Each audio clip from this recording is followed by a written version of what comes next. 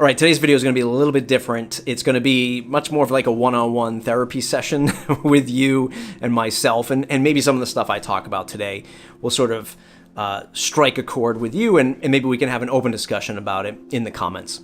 So this really clicked this morning when somebody sent me a text message. It's a woman that I've been doing business with for like 15 years in my local market. And it really started from like way back when I used to do like IT services. I'm sure like many of you, that's how I sort of started my whole like freelance to building a business to, of course, where I'm at today.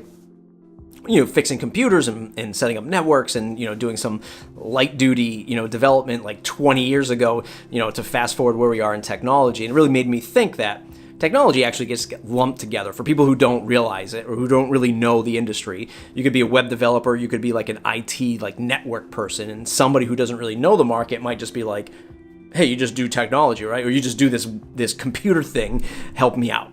And she texted me and she said, hey, I've got this friend that needs help setting up her computer. Will you do that? She'll pay you. And I was just like, nah, this is not really what I get into.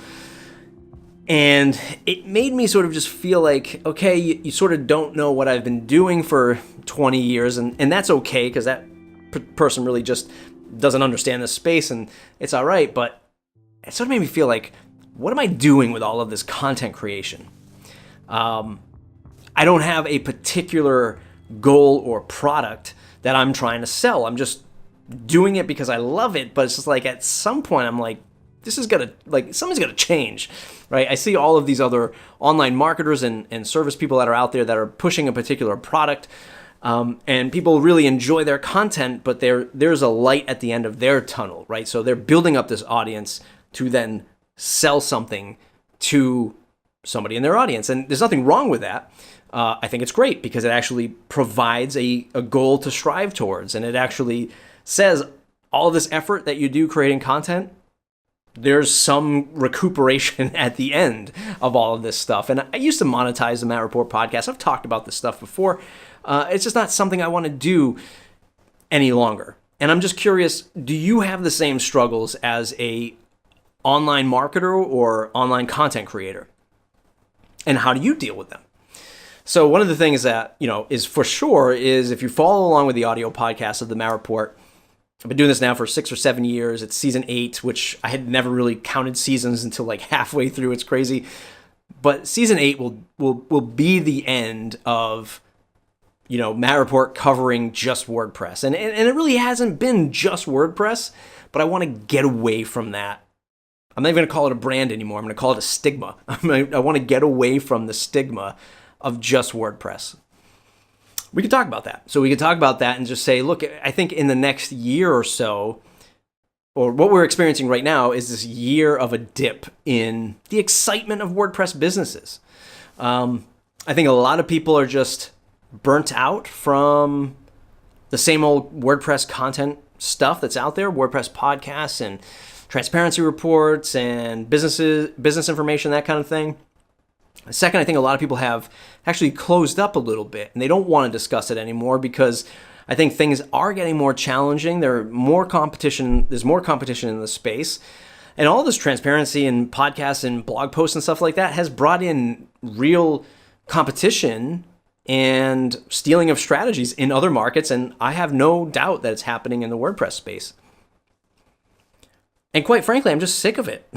I'm sick of just talking about WordPress all the time because it's becoming much more obvious that it is not in our control anymore, and the lines are not going to be as blurry anymore. They're definitely going to be much more defined of what WordPress is in the future, how it's monetized, and how us third-party folks are going to get access to the visibility that we enjoy so much right now. So, you know, searching a WordPress plugin, super easy. You find it, you look at a couple reviews, and you buy it to a new customer of WordPress. I think new people coming on to WordPress in about a year's time are not going to have the visibility that you normally enjoy now, and that's really going to strike a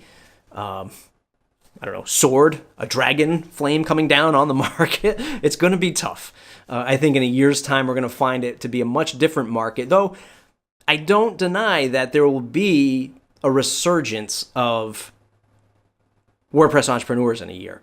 So I think all of this dust that is settling with Gutenberg and how Jetpack is fitting in, and there will be a new shape of accessing third-party software, that there will be a new gold rush, but we're just not seeing it yet.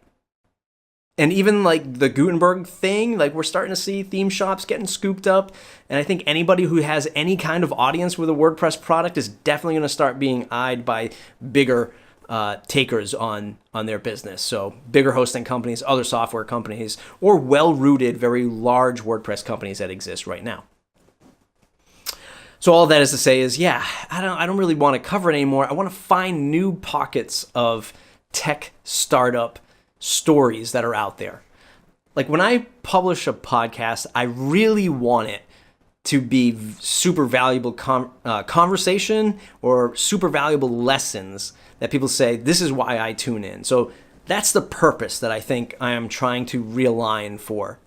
And maybe even a product or service at the end of the day. I mean, I have user feedback videos, which, again, therapy session alert, it's like I have it, I don't push it. But if you want some unfiltered feedback on your product, website, or service, you go to userfeedbackvideos.com, you fill out a little form, you throw me $59, and I'll record a video session of my advice for 15 years of doing this stuff towards your marketing message, product, user interface, whatever it is that you might want me to take a look at. And I have some thoughts on how I can actually step that game up and monetize it and use it as a nice little side hustle. I've talked about it as a side hustle before. I'll actually post the blog post in the show notes below. So yeah, this whole like content creation thing, it's super tough. Like it is tough when I see some people put content out there that I know is just, it's going to burn them out over time. And I know the content isn't really going to build up a super large audience to really make an impact on their business.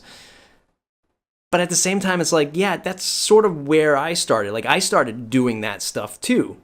And without learning those lessons, I wouldn't be at like the small-ish audience that I have now. I don't ever think I'm ever getting to 1 million subscribers. I don't think this channel will ever even get to 10,000 subscribers. And I don't think I want it.